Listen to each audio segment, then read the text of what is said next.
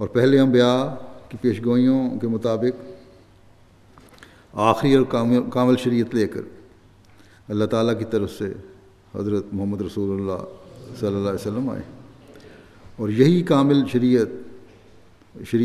شریعت کامل اور نجات دلانے والی ہے، خدا تعالیٰ کا قرب دلانے والی ہے، اور دنیا و آخرت سنوارنے کا ذریعہ بننے والی ہے۔ لیکن صرف دعویٰ کرنے سے نہیں، بلکہ اس شریعت پر عمل کرنے سے ان کو بتانا ہوگا کہ اسلام کے زندہ مذہب ہونے کی دلیل یہ ہے کہ حضرت صلی اللہ علیہ وسلم کے پیروی میں مسیح موعود علیہ السلام آ چکے ہیں، جنہوں نے ہمیں خدا تعالیٰ سے ملایا، وہ خدا جو ہماری دعاؤں کو سنتا بھی ہے اور قبول بھی کرتا ہے، جو اپنے وعدے کے مطابق اپنے نشانات بھی دکھا رہا ہے۔ بس اب دنیا کی بقا اس مسیح موعود کو ماننے میں ہے۔ اللہ تعالیٰ سے زندہ تعلق اس مسیح موعود کی آغوش میں آنے سے ہی پیدا ہوگا۔ لیکن کیا ہم یہ باتیں دوسروں کو بغیر کسی جھجک کے کہہ سکتے ہیں، یا ہمیں رک کر سوچنا پڑے گا کہ کہوں یا نہ کہوں؟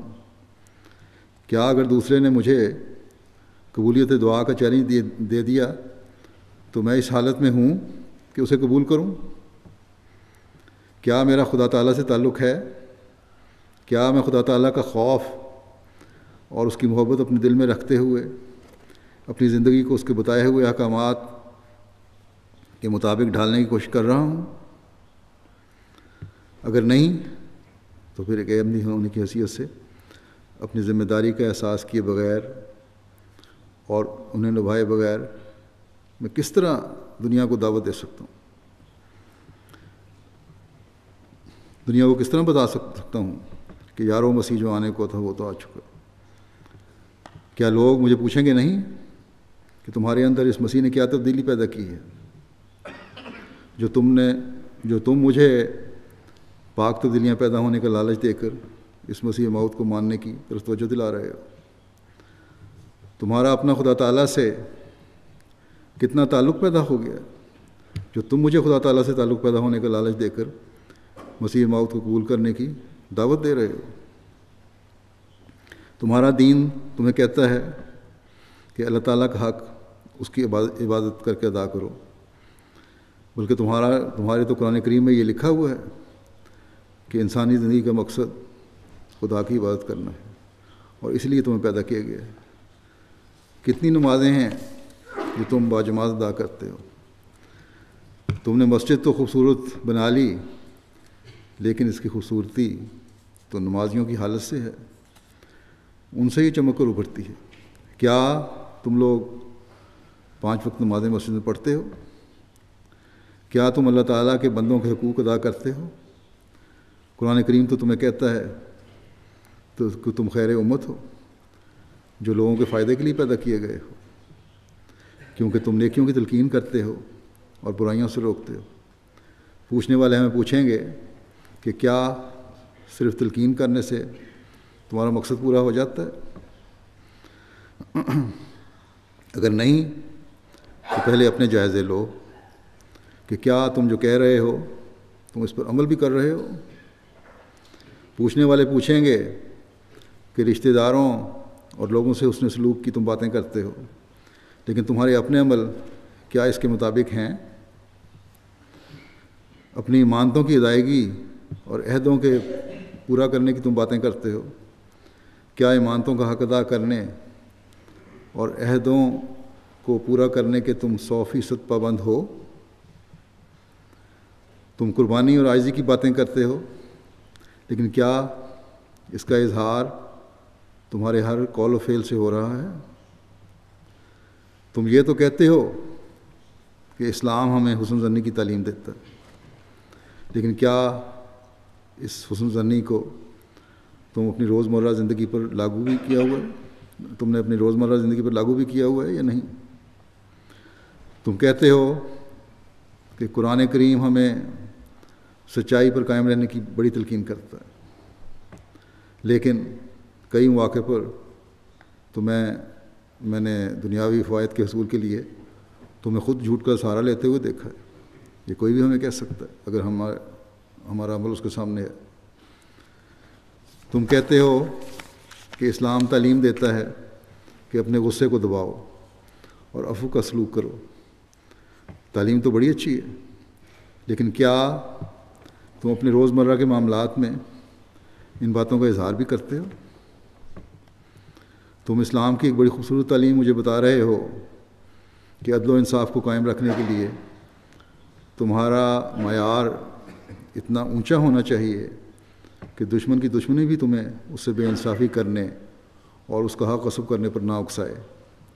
لیکن کیا تم دوسروں کو معاف کرنے اور انصاف کے قیام کے لیے یہ معیار حاصل کرنے کی کوشش کر رہے ہو اور اس کا حوصلہ رکھتے ہو؟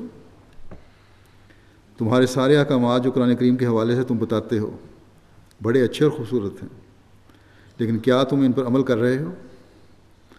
تم دوسرے مسلمانوں کے بارے میں تو کہہ دیتے ہو کہ انہوں نے مسیح موعود کو نہیں مانا، اس لیے ان کی یہ حالت ہے کہ وہ ایک دوسرے کی گردنیں کاٹ رہے ہیں، اور رحماء بینہم کا ان سے اظہار نہیں ہوتا، اور اس کے الٹ کام کر رہے ہیں وہ. لیکن تم نے جو مسیح موعود کو مانا ہے، تمہارے تو ہر عمل کو قرآن تعلیم کے مطابق ہونا چاہیے، تمہارے کہنے کے مطابق. اگر نہیں تو پھر تم ہمیں کس روحانی اور عملی انقلاب کی طرف بلا رہے ہو؟ جیسے تم ویسے ہم، ہمارے میں اور تمہارے میں فرق کیا ہے؟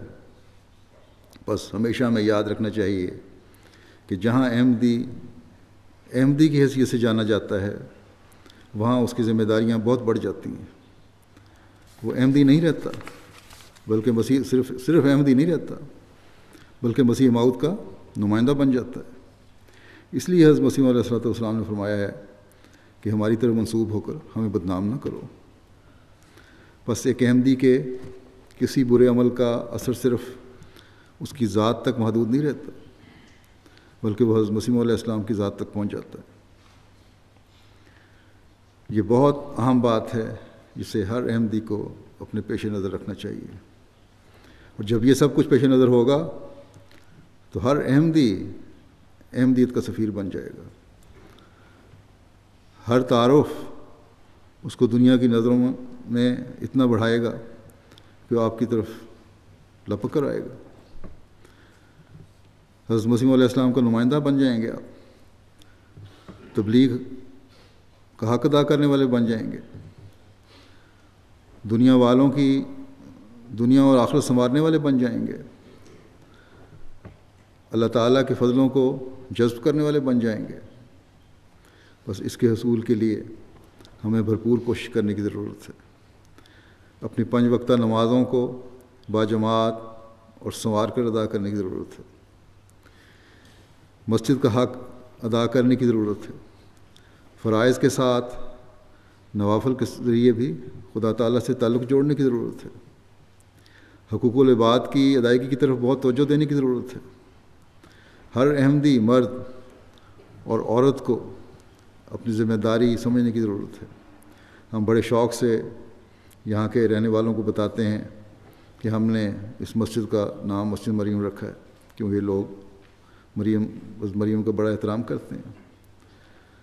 حضرت مریم، ہم یہ کہتے ہیں انہیں کہ حضرت مریم تمہیں بھی پیاری ہے کہ وہ حضرت عیسیٰ کی والدہ ہیں، لیکن صرف حضرت عیسیٰ کی ماں ہونے کی وجہ سے ہمیں پیاری نہیں، بلکہ اللہ تعالیٰ نے ان کی نیکی اور تقوی کے معیار کو بھی دیکھ کر ان پر پیار کی نظر ڈالی اور مومنوں کو کہا کہ تم مریم جیسی خصوصیات پیدا کرو. مریم نے اپنی ناموس کی حفاظت کی اور یہ حفاظت خدا تعالیٰ کی محبت اور خوف کی وجہ سے کی. وہ خدا تعالیٰ کی کامل فرمان بردار تھی اور اس کے حکموں پر عمل کرنے والی تھی. وہ راست باز اور سچائی پر قائم رہنے والی تھی. بس ہر حقیقی مسلمان مرد اور عورت کو ان مومنانہ صفات کو اپنانے کا حکم دیا ہے اللہ تعالیٰ نے. میں ان احمدی لڑکیوں اور عورتوں کو بھی یہاں کہوں گا کہ اگر یہاں کے لوگ حضرت مریم کی عزت کرتے ہیں اور صرف عزت ہی کرتے ہیں اور ان صفات کو اپنانے کی کوشش نہیں کرتے جو ان میں تھیں، تو یہ ان کی کمزوری ہے۔ ایک حقیقی مسلمان مرد اور عورت کو تو حضرت مریم کی طرح اللہ تعالیٰ کا حقیقی فرمانبردار ہوتے ہوئے اللہ تعالیٰ کے حکموں پر چلنے کی کوشش کرنی چاہیے، اور ان حکموں میں سے حیا اور پردہ بھی ایک حکم ہے جسے قرآن شریف میں اللہ تعالیٰ نے ذکر کیا ہے۔ بس اللہ تعالیٰ کی عبادت کے ساتھ اپنے حیادار لباس کا بھی خیال رکھنا چاہیے۔ اللہ تعالیٰ سب کو اپنی رضا کے مطابق زندگیاں گزارنے اور حقیقی مومن بننے کی توفیق عطا فرمائے۔ دنیا میں ڈوبنے کے بجائے عبادتوں کا حق ادا کرنے والا بنائے، ایک دوسرے کے حقوق کی ادائیگی کو ادا کرنے والا بنائے۔ حضرت مسیح موعود علیہ السلام ایک جگہ فرماتے ہیں، ہمیں نصیحت فرماتے ہوئے، کہ میں سچ کہتا ہوں کہ یہ ایک تقریب ہے جو اللہ تعالیٰ نے سعادت مندوں کے لیے پیدا کر دی ہے، یعنی حضرت مسیح موعود علیہ السلام کا آنا۔ مبارک وہی ہیں جو اس سے فائدہ اٹھاتے ہیں۔ تم لوگ جنہوں نے میرے ساتھ تعلق پیدا کیا ہے، اس بات پر ہرگز مغرور نہ ہو جاؤ کہ جو کچھ تم نے پانا تھا پا چکے۔ یہ سچ ہے کہ تم ان منکروں کی نسبت قریب تر بسعادت ہو جنہوں نے اپنے شدید انکار اور توہین سے خدا کو ناراض کیا، اور یہ بھی سچ ہے کہ تم نے حسن ظن سے کام لے کر خدا تعالیٰ کے غضب سے اپنے آپ کو بچانے کی فکر کی، لیکن سچی بات یہی ہے کہ تم اس چشمے کے قریب آ پہنچے ہو جو اس وقت خدا تعالیٰ نے ابدی زندگی کے لیے پیدا کیا ہے۔ ہاں، پانی پینا ابھی باقی ہے، بس خدا تعالیٰ کے فضل و کرم سے توفیق چاہو کہ وہ تمہیں سیراب کرے، کیونکہ خدا تعالیٰ کے بدوں کچھ بھی نہیں ہو سکتا۔ خدا تعالیٰ ہی ہے جو توفیق دیتا ہے۔ یہ میں یقیناً جانتا ہوں کہ جو اس چشمے سے پیے گا وہ ہلاک نہ ہوگا، کیونکہ یہ پانی زندگی بخشتا ہے اور ہلاکت سے بچاتا ہے اور شیطان کے حملوں سے محفوظ کرتا ہے۔ اس چشمے سے سیراب ہونے کا کیا طریق ہے؟ یہی کہ خدا تعالیٰ نے جو دو حق تم پر قائم کیے ہیں ان کو بحال کرو اور پورے طور پر ادا کرو۔ ان میں سے ایک خدا کا حق ہے، دوسرا مخلوق کا۔ اللہ تعالیٰ ہمیں ہمیشہ ہی حق ادا کرنے کی توفیق عطا فرماتا چلا جائے، اور اس چشمے سے زیادہ ہم فیض یاب ہونے والے بنتے چلے جائیں، اور پھر اس فیض سے دنیا کو بھی فیض یاب کرنے والے ہوں۔